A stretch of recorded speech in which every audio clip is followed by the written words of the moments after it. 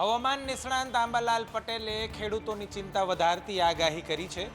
રાજ્યમાં કાચા મકાનના છાપરા ઉડી જાય તેવી આંધી અને વંટોળ આવી શકે છે। હવામાન નિષ્ણાંત આંબાલાલ પટેલે આ સિઝનની સૌથી ખતરનાક આગાહી કરી છે। તેમણે જણાવ્યું છે કે 4 થી 11 એપ્રિલ સુધી વાતાવરણમાં પલટો આવશે અને ગુજરાતના કેટલાક ભાગોમાં કમોસમી વરસાદ થવાની શક્યતા છે। દક્ષિણ ગુજરાત અને દક્ષિણ સૌરાષ્ટ્ર અને પૂર્વ ગુજરાતના કેટલાક ભાગોમાં ગાજવીજ સાથે વરસાદ થઈ શકે છે। આગામી દિવસોમાં વાતાવરણમાં મોટો પલટો આવશે।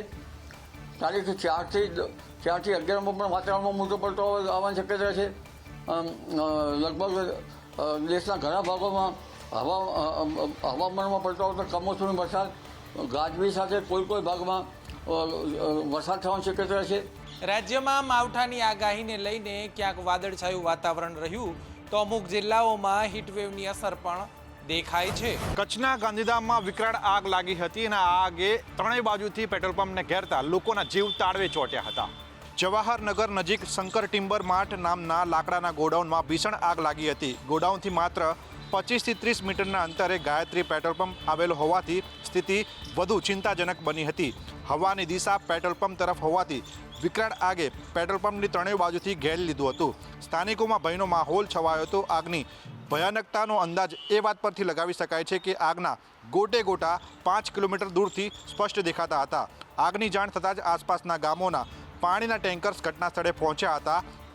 ભચાઉ અને ગાંધીધામ ફાયર વિભાગની ટીમો પણ તાત્કાલિક સ્થળે પહોંચી ગઈ હતી। 10 ટીમોના ફાયર ફાઇટર્સે ભારે જહેમત બાદ આગ પર કાબૂ મેળવ્યો છે। જોકે રાહતની વાત એ છે કે આ વિકરાળ આગમાં કોઈ મોટી જાનહાનિ નથી થઈ। જોકે આગ લાગવાનું કારણ પણ હજુ સુધી જાણી શકાયું નથી। રાજ્યની સાથે અમદાવાદ પોલીસે પણ અસામાજિક તત્વો સામે ઝુંબેશ હાથ ધરી છે। ત્યારે કેટલાક વિસ્તારોમાં આ ઝુંબેશ હેઠળ પોલીસ દાદાગીરી કરતી હોવાના આક્ષેપ સ્થાનિકો દ્વારા કરવામાં આવી રહ્યા છે। શહેરમાં ઠક્કરબાપા નગરમાં મોડી રાત્રે પોલીસ અને રોડ પર ઊભા રહેલા લારી દુકાનદારો વચ્ચે બબાલ થયાની ઘટના સામે આવી છે।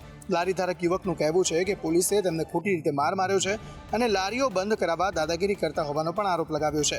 તો લારી ધારકના ગુપ્તાંગમાં પણ માર માર્યાનો દાવો કરાઈ રહ્યો છે। લારી ધારક યુવક અને પોલીસ વચ્ચે બબાલની સમગ્ર ઘટનાના વિડીયો પણ સામે આવ્યા છે। ત્યારે પોલીસ ખરેખર કામગીરી કરી રહી છે કે પછી ઝુંબેશના નામે લોકોને હેરાન કરી રહી છે તે સવાલ ઉપસ્થિત થઈ રહ્યા છે। તમે હોસ્પિટલમાં ઉંદર જોયા, છત પરથી પોપડા ખરતા જોયા, પરંતુ વડોદરાની હોસ્પિટલના આ વિડીયો જોઈને દર્દીઓની સુરક્ષા સામે સવાલો ઊભા થાય છે। ગોત્રી હોસ્પિટલના સંચાલકોની ઘોર બેદરકારી સામે આવી છે। જનરલ વોર્ડમાંથી દર્દીના મોબાઈલની ચોરી થઈ છે અને આ આખી ઘટનાના સીસીટીવી સામે આવ્યા છે, જેમાં જોઈ શકાય છે કે જનરલ વોર્ડમાં જ્યારે દર્દીઓ આરામ કરી રહ્યા છે ત્યારે દર્દીઓથી ખચોખચ ભરેલા વોર્ડમાં 3 યુવકની શંકાસ્પદ હલનચલન જોવા મળી। પહેલાં આ 3 યુવકે રેકી કરી અને ત્યારબાદ એક દર્દીના બેડની બાજુમાં પડેલો મોબાઈલ એક યુવક સેરવી લે છે અને 3 શખ્સ ફરાર થઈ જાય છે। ત્યારે આ 3 શખ્સ હોસ્પિટલના વોર્ડ સુધી કેવી રીતે પહોંચ્યા, હોસ્પિટલમાં કોઈ સિક્યુરિટી ગાર્ડ છે કે નહીં, છે તો શું કરી રહ્યા હતા, જેવા અનેક સવાલ ઊભા થઈ રહ્યા છે। ગોત્રી હોસ્પિટલ અગાઉ પણ મેનેજમેન્ટના અભાવને લઈને વિવાદોમાં આવી ચૂકી છે। ત્યારે આ રીતે દર્દીનો મોબાઈલ ચોરાઈ જાય તે દર્દીના સુરક્ષા સામે અનેક સવાલો ઊભા કરી રહ્યું છે। પડતર માંગણીઓને લઈને વિરોધ સાથે 4 આંદોલનો થઈ રહ્યા છે, જેમાં વ્યાયામ શિક્ષકો લડી લેવાના મૂડમાં છે તો ગાંધીનગરમાં આરોગ્ય કર્મીઓ હડતાળ પર છે। રાજ્યમાં પડતર માંગોને લઈને કર્મચારીઓ સહિત રત્ન કલાકારોએ પણ આંદોલનના માર્ગે છે। ગાંધીનગરમાં આરોગ્ય કર્મીઓનું આંદોલન યથાવત છે।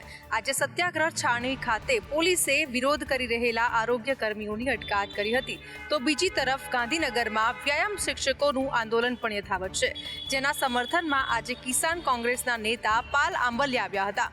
આ તરફ પાલનપુરમાં પણ રેલવે કર્મચારીઓ 50 પાટરનો રસ્તો ખુલ્લો કરવાની માંગ સાથે આંદોલનના માર્ગે છે, તો ડાયમંડ નગરી સુરતમાં પણ સતત બીજા દિવસે રત્ન કલાકારોએ કામથી અડગા રહી પગાર વધારાની માંગ સાથે વિરોધ કર્યો હતો। હવે જોવાનું એ છે કે આંદોલન પર ઉતરેલા લોકોની માંગ સ્વીકારાય છે કે નહીં। સુરતમાં દારૂ પીધેલી હાલતમાં ઝડપાયેલા પીએસઆઈને આખરે સસ્પેન્ડ કરવામાં આવ્યા છે।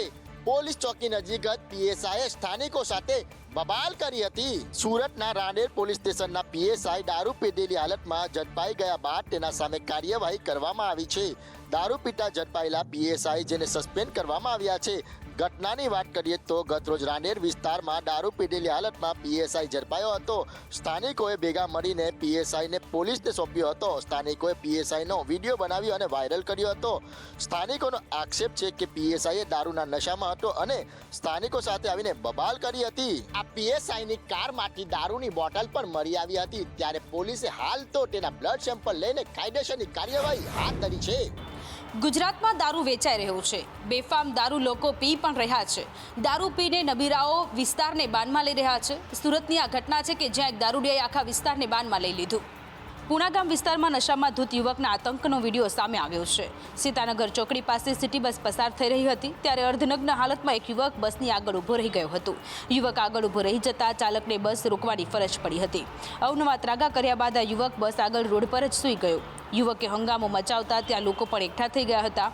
બીજી તરફ બનાવની જાણ થતાં પોલીસનો કાફલો ઘટના સ્થળે પહોંચ્યો હતો અને ટ્રાફિક ક્લિયર કરાવ્યું હતું. યુવકની અટકાયત કરી પોલીસે તેનું વિરુદ્ધ નશો કરી હંગામો કરવા બદલ ગુનો નોંધીને કાયદેસરની કાર્યવાહી હાથ ધરી છે. તંત્રના દારૂબંધીના દાવા માત્ર ને માત્ર કાગળ પર જ રહી ગયા છે. લોકો આ કાયદાને ઘોડીને પી ગયા છે. લોકો બેફામ દારૂ પીને જાહેરમાં ધમાલ કરી રહ્યા છે. મહીસાગર સહિત આસપાસના ખેડૂતોને થશે મોટું નુકસાન. કડાણા ડેમમાં પાણીનો જથ્થો ઘટી જવાના કારણે સુજલામ સુફલામ કેનાલ બંધ કરવાનો નિર્ણય લેવામાં આવ્યો છે. રાજ્યના સિંચાઈ વિભાગ દ્વારા સુજલામ સુફલામ કેનાલ મુદ્દે મોટો નિર્ણય લેવામાં આવ્યો છે. કડાણા ડેમમાં પાણીનો જથ્થો ઘટી જતા સુજલામ સુફલામ કેનાલ બંધ કરવામાં આવી છે. જેને લઈ અરવલ્લી, ખેડા, આણંદ, સાબરકાંઠા, મહેસાણા, મહીસાગર સહિત રાજ્યના 7 જિલ્લાના ખેડૂતોને અસર થઈ શકે છે. આ તમામ જિલ્લામાં ઉનાળામાં પીવાના પાણી અને સિંચાઈ માટે ખેડૂતોને મોટી અસર થઈ શકે છે. જેને લઈ મહીસાગરના ખેડૂતોએ કેનાલમાં પાણી ચાલુ રાખવા માટે માંગ કરી છે. કડાણા ડેમમાં હાલ 121.11ની જળ સપાટી છે અને 55% પાણીનો જથ્થો ઉપલબ્ધ છે, જેના કારણે આ નિર્ણય લેવામાં આવ્યો છે. અમરેલીમાં અસામાજિક તત્વો બેફામ બન્યા છે. ગામના સરપંચને પાઇપ વડે માર માર્યો. અમરેલી પાસેના નાના માચિયાળા ગામમાં સરપંચ પર કેટલાક અસામાજિક તત્વો દ્વારા હુમલો કરાયાની ઘટના સામે આવી છે. નાના માચિયાળાના સરપંચ વનરાજ ડાંગર પર લોખંડના પાઇપથી હુમલો કરાયો હતો. રાત્રિ દરમિયાન ગાડીઓના કાચ તોડી રહેલા કેટલાક શખ્સોને સરપંચ દ્વારા મનાઈ કરવામાં આવતા હુમલો કરાયો હતો, જેના પગલે સરપંચના હાથ અને પગમાં ઈજાઓ પહોંચી હતી અને સરપંચને સારવાર માટે સિવિલ હોસ્પિટલમાં ખસેડવામાં આવ્યા છે. લુખાઓના આવા ત્રાસથી માચિયાળા ગામના લોકો પણ હવે ભયના ઓથાર હેઠળ જીવી રહ્યા છે. સુરત રાજસ્થાનના રંગમાં રંગાયું. 12,000 માતા દીકરીઓએ ઘૂમર નૃત્ય કરીને પોતાના વતનથી દૂર રાજ્યના સ્થાપના દિવસની ભવ્ય ઉજવણી કરી. સુરતમાં અલગ અલગ જાતિ અને સમાજના લોકો રહે છે, જેમાં રાજસ્થાન સમાજના લોકો સૌથી વધુ મોટી સંખ્યામાં રહે છે. કાપડ માર્કેટ સાથે સંકળાયેલા લોકો અહીંયા પોતાના વતન રાજસ્થાન દિવસની ખૂબ મોટા પાયે ઉજવણી કરે છે અને તેમાં પણ આ વખતે તેઓનું અનોખું આયોજન કરવામાં આવ્યું હતું. ગુજરાતના ગરબાની જેમ રાજસ્થાનની ઓળખ તેનું પરંપરાગત ઘૂમર નૃત્ય છે. ગોડાદરા સ્થિત મરુધર મેદાનમાં પહેલીવાર એક સાથે 12,000 બહેનો અને માતાઓએ ઘૂમર નૃત્ય રજૂ કર્યું હતું અને નવો કીર્તિમાન સ્થાપ્યો હતો. આ સમયે સર્જાયેલા રેકોર્ડને લઈને ગિનીસ બુક ઓફ વર્લ્ડ રેકોર્ડના અધિકારીઓ પણ ઐતિહાસિક ક્ષણના સાક્ષી બન્યા હતા.